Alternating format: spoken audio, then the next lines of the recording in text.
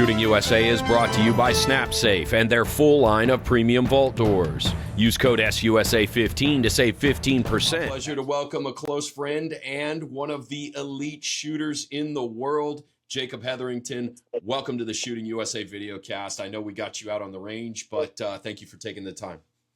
Yeah, I appreciate the invite, and I'm looking forward to doing the interview. We can hear action happening on Krilling Range in the background, but that's where you work. That's day-to-day life for you as part of the U.S. Army Marksmanship Unit. Yeah, there aren't very many quiet spaces on Krilling Range, so we just got to deal with it. Yep, we'll make our way. First thing I want to talk about, World Shoot South Africa. You were down there in the production optics division. Take me through your experience and just give me the overview. World Shoot was a really good time. The good train up leading up. I got a lot of time to train leading up to the match, which was good. And then once we got to South Africa, we didn't have very many issues getting to the range, which I'm very thankful for.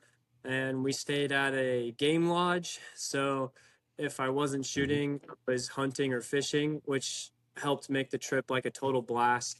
The World Shoot competition, it's very fierce. There's people from all different countries, and it's the best people from those countries. So we were on a squad with Thailand, and so Americans and Thailand made up our 8-person squad.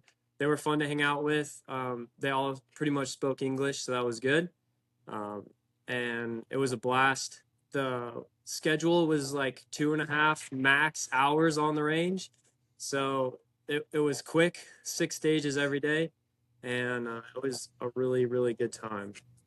Yep. Talked to Aaron a little bit earlier in an earlier interview about his experience in travel. Knowing that you guys travel commercial, did you have any issues with the weight restriction, carrying ammo, or anything like that? No, fortunately for me, since I work for the military, we were able to get overweight bags and stuff for free, and so we had no issues checking in in Atlanta, Georgia, and then arrived, and we had no issues at all. So it was good. At that particular match, I know many others have commented about how they had trained for a more technical, more challenging target-wise match, and ended up finding that this was pretty wide open, higher hit factors. How did you find that match? Did that play to your game? Yeah, I would definitely say this World Shoot was a surprise. The majority of the people, World Shoots are typically known for challenging stages. These stages that were there, obviously, when they're easier stages, that all of the competition kind of comes together. Because when it's easy, everyone can do it, and when it's hard, the top guys really get separated.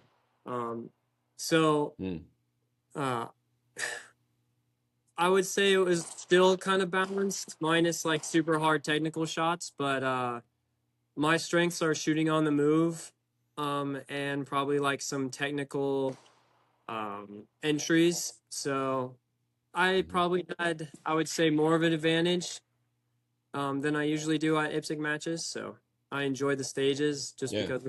Leading up to it earlier this past year, Factory Gun Nationals happens, and you don't come to Factory Gun because you're at a larger scale IPSC match. Do you feel like that gave you an advantage leading up to World Shoot? 100%. I was able to travel to Czech Republic to shoot the Extreme there. And instead of shooting, I think it was like 18 or 20 stages at Factory Gun, I got to shoot 33 stages. And the stages were very IPSC style. But more on top of that, I got to shoot against Eric Raffel, and I got to shoot with him. So just learning to deal with the pressures that we put on each other on the same squad, and learning a lot about how he shoots. He also is very open with me and helps me. He's actually a pretty good coach for me. So it was really good to shoot with him, and I learned a lot at that match. Yeah, big advantage then for sure. You come away from World Shoot South Africa with an individual bronze and team silver. Talk about that. Talk about that experience of being on the podium in their big awards banquet and everything that goes into the pageantry that is essentially the Olympics of practical shooting. Yeah, so the match is extremely similar to the Olympics. Like, just like the Olympics, there's an opening parade where everyone walks, and there's opening ceremonies where there's a demonstration of some sort, and then obviously multiple countries, and then the closing ceremony. The country that wins, they get to play their national anthem, and you get to stand up on the podium.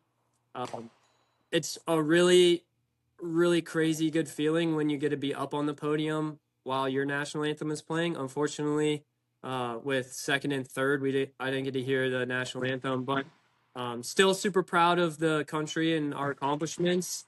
But yeah, there's no greater feeling than being up on that podium in front of basically the world. So, last question about South Africa. I've kind of thrown this out to many of the other interviewees, and that is a highlight for you, not shooting related, something you ate, something you did, something you might have seen. Don't say holding a baby lion cub. Well, highlight for shooting is going to be on the last day. I had like 3 good stages in a row, and I made up from, I think I was third into second, and I got closer to Eric, and I got like this glimmer of hope that, hey, maybe in these 3 stages I could catch up to Eric. So that was a good moment for me, knowing like, hey, if everything comes together, like I have a chance. But there's always risk with pushing, and I shot 3 penalties on the next 2 stages, which dropped me back down. But I'm always, if I have a chance, I'm going to go for it first, even if it drops me down. So that was a good memory. And then outside of shooting, I like to catch fish everywhere I go, and I was able to catch South Africa. So I caught a carp, and then we also did a lot of hunting, and pretty much we're hunting every single day. So there was a lot of shooting and checking zero outside of the match. So awesome. Let's change gears. Let's talk about the most recent match where we saw each other, and that's Race Gun Nationals. You entered the belt bounty put out by Hunter Constantine. So you shot limited optics from concealment from appendix. I asked you about it at the match. Tell me about the mindset. So the mindset going in, I decided to do that kind of last minute because with the government shutdown, they weren't going to pay for us. So at first I wasn't going to go. Then I decided last minute, hey, I'm going to chase belt bounty, and it's going to be probably worth it for me to go. So last minute I started practicing, and then like the day before I left, we got government funds just for that match. So I was able to go through the Army, and I would say I wish I had like another 2 days of practice, because the shirt and the change in drawing and reloading played a huge factor at the match. But it was really fun and exciting, and kind of like a fresh new challenge for shooting for me. Always at World Shoot years, like after the World Shoot, everyone has put in their max amount of effort. So there's a little burnout. So the belt bounty for me was like a really good, fresh little fire to keep me motivated. Yeah. And there's a 84 Corvette on the line sitting there waiting. And guess who won that vet? Yeah, the 84 Corvette is awesome. I've driven it some. I'm waiting on some paperwork to finish registering it, but I think I'm going to at least drive it once a week. It's the only sports car I've ever had, and so it's the coolest sports car I've ever been in. So how actually cool is it? I mean, I've been doing this since I was 19 years old. Like, I've been hanging around these gun competitions, and nobody's given away a car, much less just some guy who's got a belt and holster company. Like, he gave away a car and he's got plans to do it again. How cool is that? Yeah, it's pretty out of control. Hunter is he's not greedy at all, because he is giving away so much money at every single match. He just gave away 10 grand at Area 2. Along with multiple other like physical prizes. The belt bounty is like one of the biggest, coolest things to change in the sport. like you said, no one's giving away a car, so it's pretty exciting.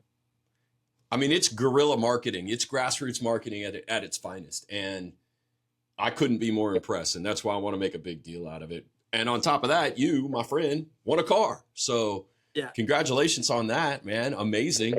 Thank you. You're back to work now down there in Krilling. Beautiful day, looks like, in Georgia. You've got training. What's on the horizon going forward? Is it kind of off season now for you guys, or are you guys going to spool up more training stuff? Yeah, well, we're always instructing people, it seems like. Right. So this week we did some instructing. Today we actually we're doing some rifle training, and then we're going to go to a different range and do some more like longer range rifle shooting. So it kind of never stops till December 20th. The base will shut down all ranges for like holiday leave. Sure. And then that's like a solid off season. And then we'll crank back up January, start shooting. And then I think I'm going to be chasing more belt bounties this next year. And then I have some PCSL match I have to go to for our different team service rifle. Like they've added a PCSL portion to their bullseye match. So I'm going to go shoot for them. And obviously nationals. So it's going to be a good year next year. Yeah, no doubt. You're on your way, young man. It is amazing to see. And I couldn't be more stoked to be just an observer. So congratulations on the car. Congratulations on all the success. And Thanks again for the time this morning. Yeah, I appreciate it. Thank you for having me. And thank you for the interview.